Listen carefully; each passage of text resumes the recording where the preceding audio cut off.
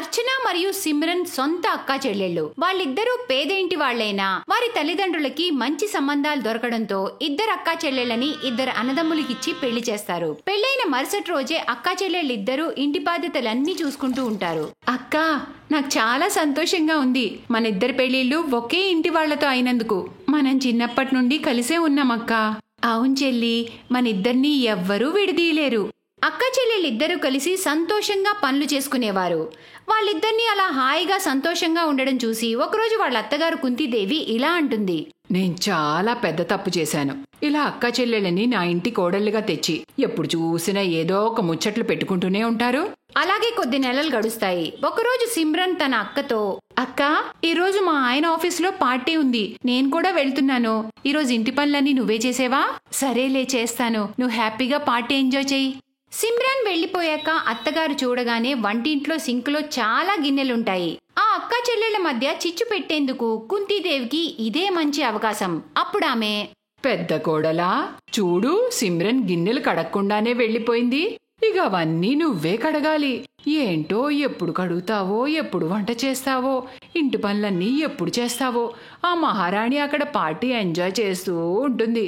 కానీ పాపం నువ్వు మాత్రం కష్టపడుతున్నావే. అత్తయ్య, తను మరిదిగారితో కలిసి అతని ఆఫీస్ పార్టీకేగా వెళ్ళింది. సరేలే, నువ్వు దాన్ని వెనకేసుకురాకు. పద, ఇంటి పనులన్నీ చూడు. అలా అక్క చెల్లెళ్ళిద్దరూ అత్తగారి మాటని ఒక చెవిన విని ఇంకో చెవితో వదిలేస్తారు. అలానే కాలం గడుస్తుంది. ఒకరోజు రెండో కొడుకు అమన్ జాబ్ పోతుంది.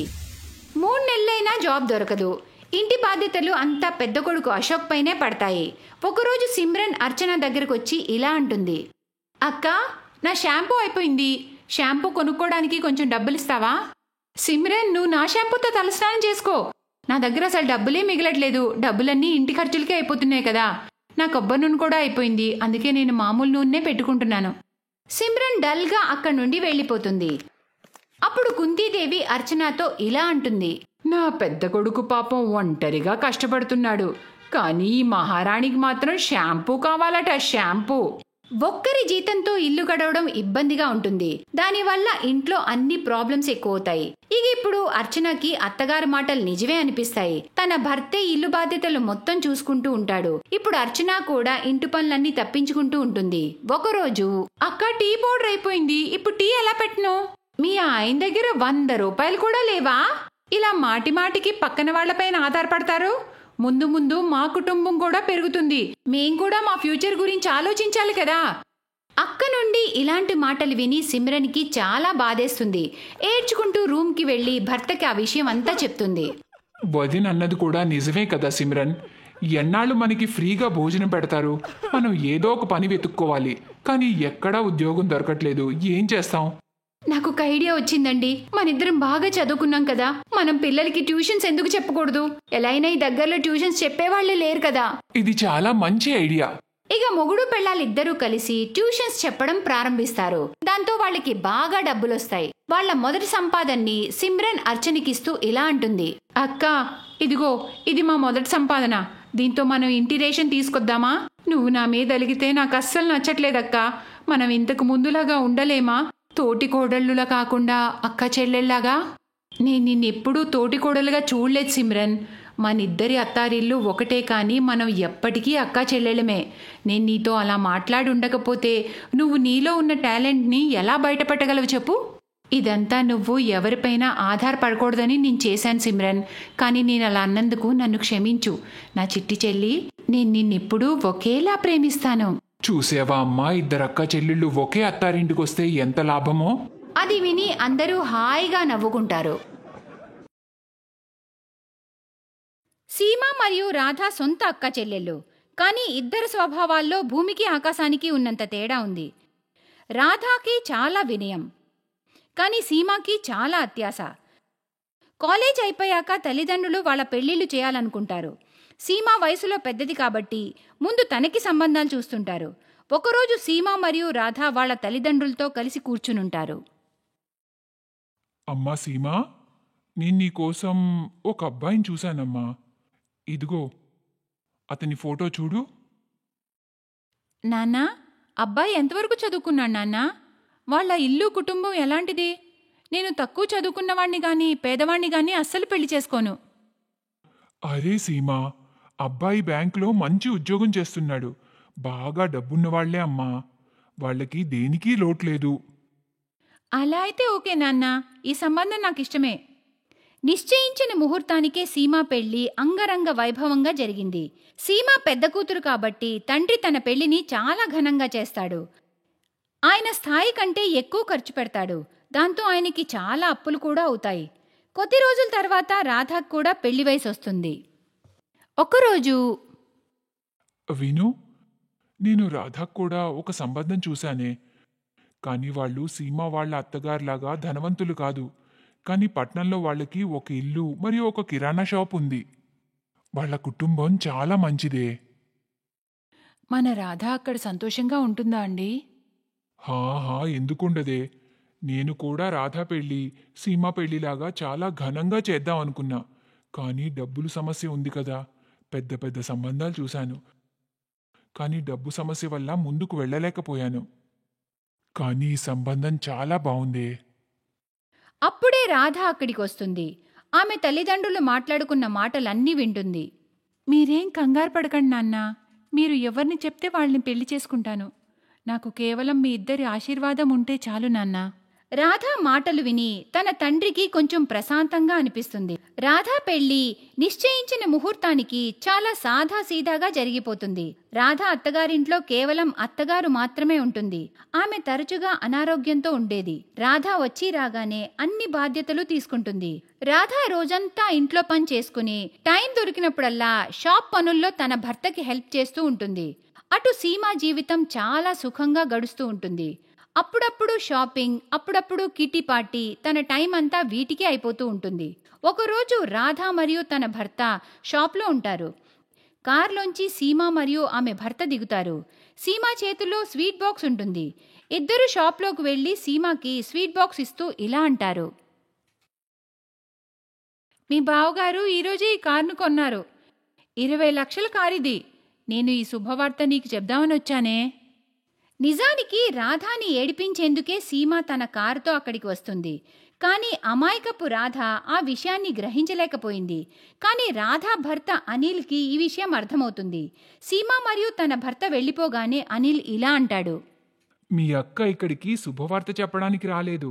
బదులుగా మనని ఏడిపించడానికి వచ్చింది. తనకి తెలుసు కదా మనకి కారు కొనుక్కునే స్తోమత లేదని. అందుకే తన కొత్త కారు చూపించి మనని ఏడిపించాలనుకుంది. అలా ఏం లేదండి. తను మనల్ని ఎందుకు ఏడిపించాలనుకుంటుంది? అది నిజమే కదా. తనకి తెలుసు కదా నాకొక చిన్న షాప్ ఉందని, నేను కారు కొనలేనని. కానీ తన భర్తేమో బ్యాంకులో పెద్ద ఆఫీసర్ కదా. ఎవరన్నారండి మీరు ఎప్పటికీ కారు కొనలేనని? మీరు ఖచ్చితంగా కారు కొంటారు. అరే, సీమా భర్త బ్యాంకులో జాబ్ చేస్తున్నాడు. అలా చూస్తే అతను బ్యాంకులో వర్కర్. బ్యాంక్ చెప్పినట్టే పనిచేయాలి. కానీ ఇక్కడ మీరే ఓనర్. మీరు ఎలా కావాలంటే అలా మీ ఇష్టం వచ్చినట్లు పని చేయొచ్చు. ఏమైనా చేయొచ్చు. నేనెప్పుడు మీకు తోడుగా ఉంటానుగా. చూస్తూ ఉండండి, కొద్ది రోజుల్లోనే మీరు ఒక్క కారు కాదు 10 కార్లు కొంటారండి. అతను చింతలన్నీ వదిలి చాలా కష్టపడుతూ ఉంటాడు. అతను రోజూ ఉదయం 7 గంటలకి షాప్ ఓపెన్ చేసి రాత్రి 10 గంటల వరకు షాప్ వద్దనే ఉండేవాడు. మధ్యాహ్నం రాధా కూడా హెల్ప్ చేయడానికి షాప్కు వస్తూ ఉంటుంది. రాధా మరియు అనిల్ ఇద్దరూ సౌమ్యులు. కస్టమర్స్తో చాలా మర్యాదగా మాట్లాడతారు. దాంతో ఎవరైనా ఒక్కసారి వాళ్ళ దగ్గర సామాన్లు తీసుకుంటే మళ్ళీ మళ్ళీ వచ్చేవారు. కస్టమర్స్కి ఎక్కువ ధరలో మంచి సరుకులు ఇచ్చేందుకు రాధా మరియు అనిల్ ఒక మంచి ప్లాన్ వేస్తారు. వాళ్ళు షాప్కి సామాన్లు పట్నం నుండి కాకుండా వాళ్ళు ఢిల్లీ మరియు ముంబై లాంటి పెద్ద సిటీల నుండి తెప్పించేవారు. కస్టమర్స్కి కూడా మంచి సామాన్లు దొరికేవి మరియు షాప్కి లాభం కూడా ఎక్కువే వచ్చేది. అలా మెల్లమెల్లగా కొద్ది నెలల్లోనే అనిల్ రాధా పేరుపై కొన్ని సామాన్లు, పండ్లు, కూరగాయలు, పాలు అన్నీ కలిగిన షాప్ ఓపెన్ చేస్తాడు. దాని పేరు రాధా గ్రోసరీస్ మార్ట్ అని పెడతాడు. ఇప్పుడు అనిల్ మరియు రాధాకి పట్నంలో చాలా గ్రోసరీ మార్ట్లు ఉన్నాయి. ఇప్పుడు నగరంలోని పెద్ద మనుషుల్లో వీళ్ళు కూడా ఒకరు. రాధా అత్తగారైతే ఆనందంతో చాలా పొంగిపోయి ఇలా అంటుంది. నా కోడలా, నువ్వు సాక్షాత్తు లక్ష్మీదేవి రూపమేనే. నువ్విక్కడికి వచ్చావు. చూడు, మనం ఎక్కడి నుండి ఎక్కడికి వెళ్ళామో. నువ్వు మట్టిని ముట్టుకుంటే చాలు బంగారం అవుతుందే. ఒకరోజు అనిల్ కొత్త కారు తీసుకుని వస్తాడు. అరే, మళ్ళీ కొత్త కారు తెచ్చారా? నేనేమి చేయట్లేదు, నీ మాటలే నిజమవుతున్నాయి. ఏం మాటలు? అరే, నువ్వే అన్నావు కదా నేను ఒక్క కారు కాదు 10 కార్లు కొంటానని. చూడు, వాటిల్లో 7 అయితే వచ్చేసాయి కదా. రాధ నవ్వుకుంటుంది. పద, ఇదే ఆనందంలో మీ అక్క వాళ్ళ ఇంటికెళ్ళి స్వీట్స్ ఇచ్చొద్దాం. ఇద్దరూ స్వీట్స్ తీసుకుని సీమా ఇంటికి వెళ్తారు. కార్ నుండి దిగి ఇద్దరూ వాళ్ళ ఇంటి లోపలికి వెళ్లేసరికి లోపల సీమా మరియు తన భర్తకి గొడవ జరుగుతూ ఉంటుంది. అరే, నేను అడుగుతున్నది అసలు అవసరమేంటి బ్యాంకులో దొంగతనం చేయడానికి? నీకు బెయిల్ తెప్పించేందుకు ఇంట్లో ఉన్న డబ్బులన్నీ ఖర్చయిపోయాయి. నీకు బ్యాంక్ జాబ్ కూడా పోయింది. ఇంట్లో ₹1 కూడా లేదు. ఇల్లు బండి అన్నీ తాకట్లో ఉండిపోయాయి. నువ్వు చేసిన ఒక్క తప్పు వల్ల అన్నీ మట్టిలో కలిసిపోయాయి. నేనేమైనా నా కోసం బ్యాంకులో దొంగతనం చేశానా? నీకోసమే చేశానుగా. నువ్వే పార్టీస్ చేసుకున్నావు, షాపింగ్లు అన్నావు. ఇప్పుడు చూడు, అంతా నీ వల్లనేనే. చూడండి, ఎక్కువ మాట్లాడొద్దు. వేరే ఇంకెవరైనా అయితే ఇప్పటికీ మిమ్మల్ని వదిలి పుట్టింటికి వెళ్ళిపోయేది. అయితే నువ్వు కూడా వెళ్ళొచ్చుగా, ఎవరాపారు నిన్ను? మా పుట్టింటి వాళ్ళ పరిస్థితి బాగోలేదని తెలిసి కూడా మీరు ఇలా అంటున్నారు కదా అండి. వాళ్ళు అలా గొడవ పడుతూనే ఉంటారు. అప్పుడే వాళ్ల చూపు అనిల్ మరియు రాధపై పడుతుంది. సీమా వచ్చి రాధని గట్టిగా పట్టుకుంటుంది. అరే, మీరెప్పుడొచ్చారు? నేను నేను మీరేం చెప్పనక్కర్లేదు, మేమన్నీ విన్నాం, మాకు అర్థమైంది. ఈ నెల మీరు కొత్త గ్రాసరీ స్టోర్ ఓపెన్ చేస్తున్నారని విన్నాను.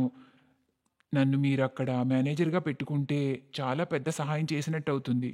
మా పరిస్థితి మీరు చూస్తున్నారు కదా, మీ నుంచి దాచేదేముంది? మాకు హెల్ప్ చేయండి ప్లీజ్. అనిల్ మరియు రాధ ఒకసారి ఒకరినొకరు చూసుకుని ఇక సీమా భర్తకి ఓకే చెప్తారు.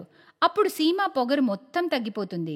ఒకప్పుడు తనకి డబ్బు ఉందని ఏడిపించాలనుకుంది, కానీ ఇప్పుడు వాళ్లే సహాయపడుతున్నారు. ఎప్పుడూ డబ్బును చూసుకుని పొగరుగా వ్యవహరించకూడదు అని తనకు అర్థమవుతుంది. Best buddies. హలో ఫ్రెండ్స్, ఈ వీడియో చూసినందుకు మీకు ధన్యవాదాలు. ఒకవేళ మీకు ఈ వీడియో నచ్చినట్లయితే దయచేసి లైక్ చేసి సబ్స్క్రైబ్ చేయండి మరియు ఈ వీడియోపై కామెంట్ చేయండి. ఇంకో విషయం, షేర్ చేయడం మర్చిపోకండి. ఇలాంటి మరిన్ని వీడియోలు మీరు చూడాలనుకుంటే కిందనే ఉన్న బెల్ బటన్ని నొక్కండి. చూస్తూనే